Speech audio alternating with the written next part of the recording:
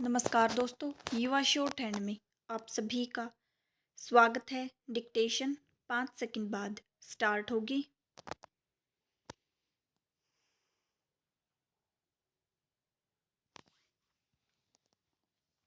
So be ready, start. महोदय, आज स्थिति यह है कि एक ओर हिंदी देश की राष्ट्रभाषा है। देश का बहुसंख्यक वर्ग हिंदी बोलता और समझता है। भारतवर्ष के 8 प्रांतों का राजकाज हिंदी में हो रहा है। देश की सभी महानगरियां हिंदी में ही विचार विनिमय करती हैं। दूसरी ओर यह देखकर दुख होता है कि अब भी कार्यालयों की मानसिकता अंग्रेजी का आग्रह लिए बैठी है। विराम। यह बात हमें कुछ चिंतन के लिए बाध्य करती है। विराम। पहरा। आए दिन विभिन्न भाषाओं में छपी पुस्तकों के विक्रेता और प्रकाशक पुस्तक मेले का आयोजन करते रहते हैं। विराम। हिंदी को छोड़कर प्रायः सभी भाषाओं की पुस्तकों की अच्छी बिक्री हो जाती है। विराम। हिंदी में पाठकों का बढ़ना तो दूर रहा, निरंतर कम होता जा रहा है। आखिर ऐसा क्यों है? Question mark.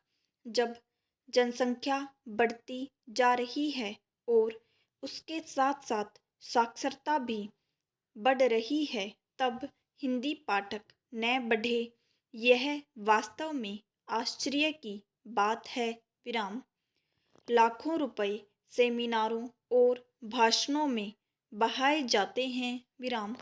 वस्तुतः अगर पैनी दृष्टि से देखा जाए तो यह मानना पड़ेगा कि इस स्थिति के लिए स्वयं प्रकाशक ही दोषी हैं। विराम। हिंदी का पाठक यह चाहता है कि उसे पुस्तकें सस्ते दामों पर उपलब्ध हों, जैसा कि दूसरी भाषाओं के सस्ते संस्करण निकलते हैं। विराम। हिंदी में अच्छे अच्छे लेखकों और साहित्यकारों की प्रसिद्ध पुस्तकों के सस्ते संस्करण निकालने की हमने कभी भी कोशिश नहीं की। विराम। हिंदी में जितनी भी ग्रंथावलियाँ निकाली जाती हैं, उनके दाम इतने अधिक रखे जाते हैं कि साधारण पाठक उसको खरीद नहीं सकता। विराम। ऐसा लगता है कि हिंदी की पुस्तकों का प्रकाशन हिंदी पाठकों को दृष्टि में रखकर नहीं किया जाता। विराम। इनका प्रकाशन किया जाता है केवल सरकारी खरीद के लिए। विराम। जहाँ उद्देश्य ही सरकार पर आश्रित रहना हो, वहाँ पाठकों की कौन परवाह करेगा, और परवाह करने की जरूरत भी क्या है? Question mark. आज यही स्थिति हिंदी में प्रकाशित ग्रंथावलियों की है। विराम। पहरा। इस माहौल में पाठक यदि निरंतर घटते रहे तो आश्चर्य क्या? Question mark. शुरू में जब चाय का आविष्कार हुआ था, तब लोगों को चाय के बारे में पता तक न था। विराम।